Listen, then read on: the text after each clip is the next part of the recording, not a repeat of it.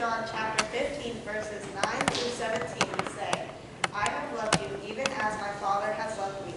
Remain in my love.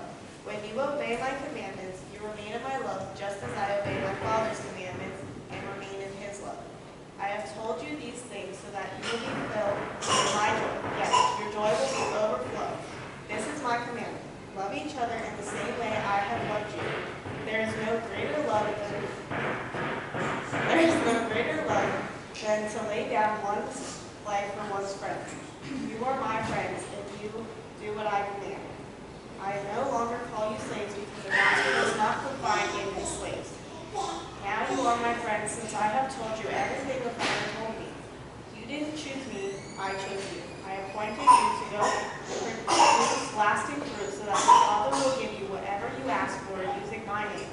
This is my command. Love each other.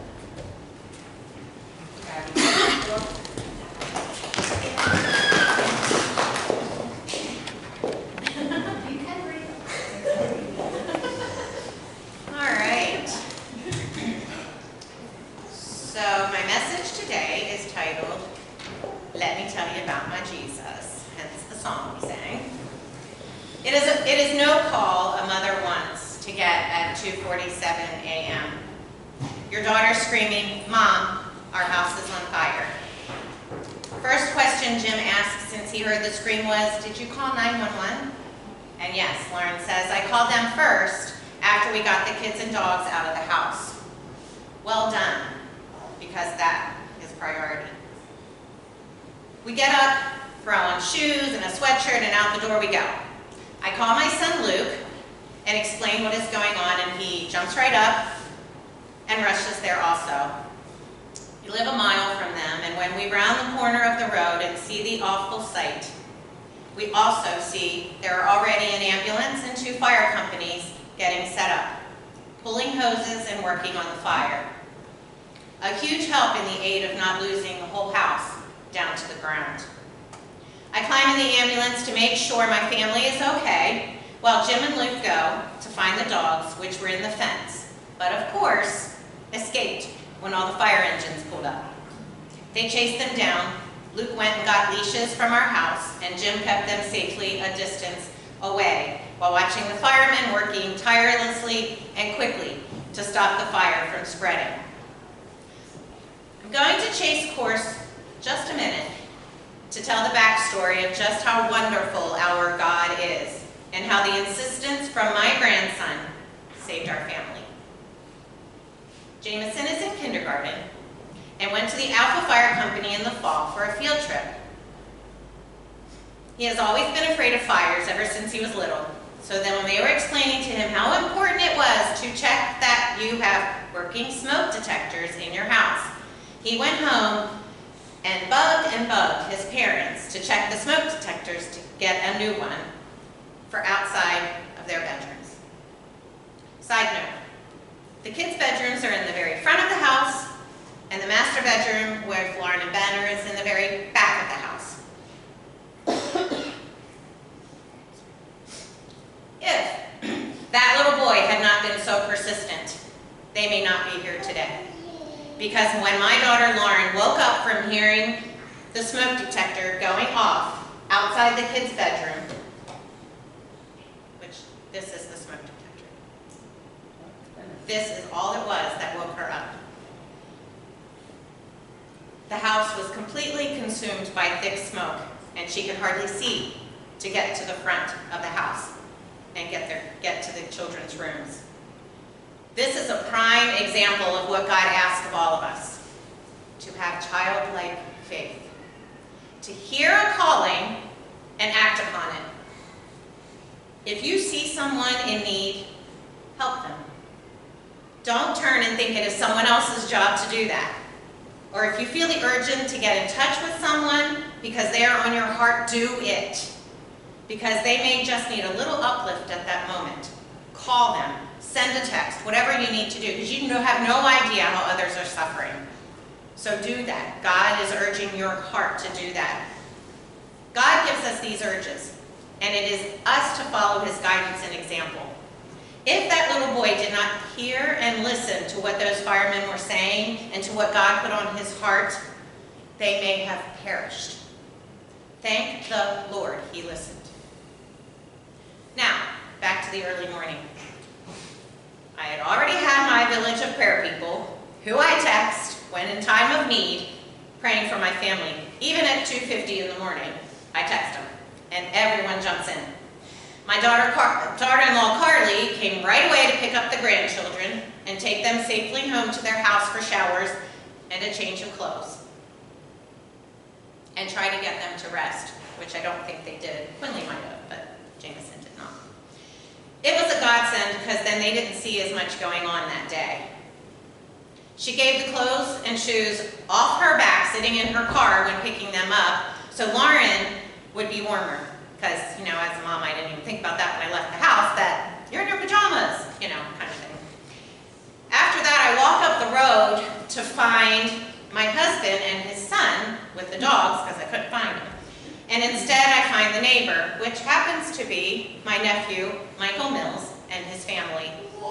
And after asking about everyone and knowing everyone is out safe, he goes and gets clothes and shoes for Ben, so that he is warmer that day. I'm telling you, God has little things. I mean, because Michael happens to be the same size as Ben. Carly was the same size as Lauren. God has his hand in this, I'm telling you. After that, they go and check on the house. They talk to the fire chief and have to answer questions to the fire chief. To say that God had a hand in the tiny things that save so much is not to go unnoticed. Michael remarked to me later that it had been windy just earlier that evening and the day before. It was so windy. It was when it was really windy that couple of days. And for some reason, wink, wink, there was no wind during the fire, as the fire could have definitely spread across the street to their barns. They have a shed right across the street from them and a barn right beside that, and then their house is right beside that. So it could have been much, much worse. The fire started in the office due to old wiring, and there was ammunition in that office because our family of men are very much hunters. They hunt. That when Ben ran back into the house, he made sure that his family was safe outside. He ran back in to see if he could do anything to stop the fire from spreading. And when he did, when he ran back in, Lauren heard the ammunition going off. And once again, screamed for Ben to get out of the house because he could have been hit by one of those rounds. Yeah, but it wasn't. God gave that protective armor around him. I could go on and on about what I call small God moments because they haven't gone unseen. But if there is a takeaway for all of us, please, please, please check your smoke detectors that is right now making a noise every 6 months to make sure they are working. I did not do that. We did not do that as a family. So it is definitely in my phone now that we check our smoke detectors every 6 months. Make sure you have a fire extinguisher. If you are having upstairs and you're sleeping upstairs and you may not be able to get downstairs because of fire, make sure you have a fire ladder that you'll be able to get out of the window and downstairs. Also, have an escape plan for your whole family. Just make sure they know exactly what to do at that time and they know where to meet when you get outside. You know, younger kids you tend to grab and go, but older kids, you know, make sure they know what to do. So important, and something that I didn't think about. I mean, they tell you, and we talk about it at the time, but it's something to continually repeat after. Because of the fast thinking on my daughter Lauren's behalf, all of that was done correctly and quickly, but it could have ended so differently. We cannot say thank you enough to all the firemen. There were over 25 units of multiple companies there and EMS who responded that early morning to help my family and have the fire under control by 5:30 a.m. Ron was one of them who had gone through this before. And when I was actually gone and I was talking to Michael, Lauren went out of the ambulance and she just broke down, and Ron happened to be there. Gave her the biggest hug, and she remarked how comforting that was because she knew he had gone through it. So God places things. I mean, it's amazing to me. What a sight to watch of diligence and determination from the fire companies to save what they could. Since that early morning, it has been an uphill climb, but we are doing it as a family. The outpouring of love, concern, and compassion from extended family, friends, and the community has been so wonderful. They have lost almost everything because of the fire, smoke, and water, but the donations of clothes, shoes, toys, gift cards, things for the dogs even, etc., has just been amazing. We may live in a small community, but to see how everyone comes together in a time of need is just incredible. That would not happen if you lived in a city. The insurance company has been doing a stellar job of getting things rolling for a rebuild. As the back of the house needs completely replaced, and the front of the house, which was stone and still standing, but was completely messed, has to be completely regutted and rebuilt. I always say it takes a village, and boy, do we have a wonderful village that I am so proud to say that I am on. I know you guys hear me say that.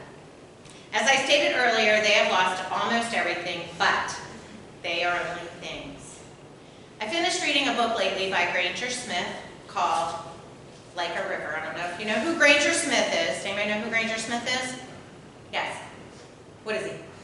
Country singer. A country singer, that's right. And one part really stood out that goes well with this story because everyone at one time or another has asked the same thing.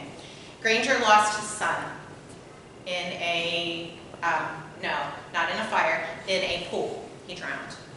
So I saw it actually at Hobby Lobby and was going to buy it, and then I put it in my Amazon cart because it was cheaper there, and then my daughter Alyssa found it, and had said, I was going to get that. And I'm like, okay, you get that, and I'll read it after you're done.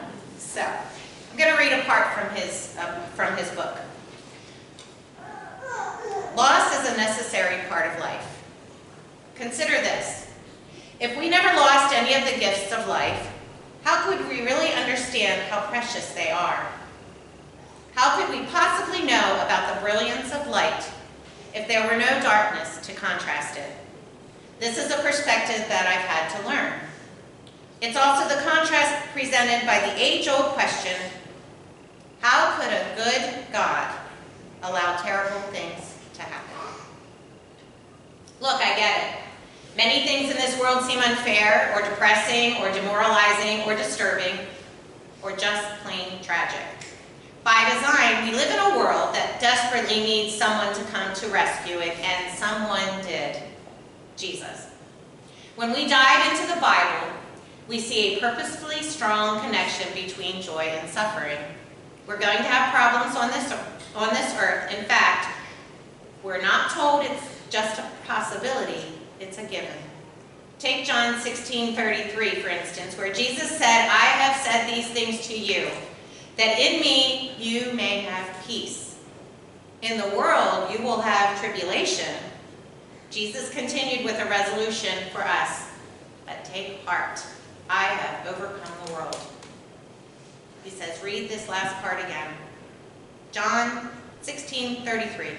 I have said these things to you that in me you may have peace. In the world you will have tribulation. And then Jesus continued with a resolution for us, but take heart. I have overcome the world, Jesus says. When we are finally redeemed from this broken world and join the ranks in heaven, we will spend the rest of forever, literal eternity, in all of God for delivering us from all heartache and pain. Living with struggles today gives us another reason to worship God, the one who came to take away the sting of those struggles, because we know they are not the final word. And when we do look at him, we experience joy. That's how we're designed. Loss is not only a part of our lives, it's also necessary for us to truly understand joy. Trusting that God has a plan for his people allows us to not be surprised when the fiery trial comes, but instead to rest in the joy that coexists with the suffering. That's my view from the porch today.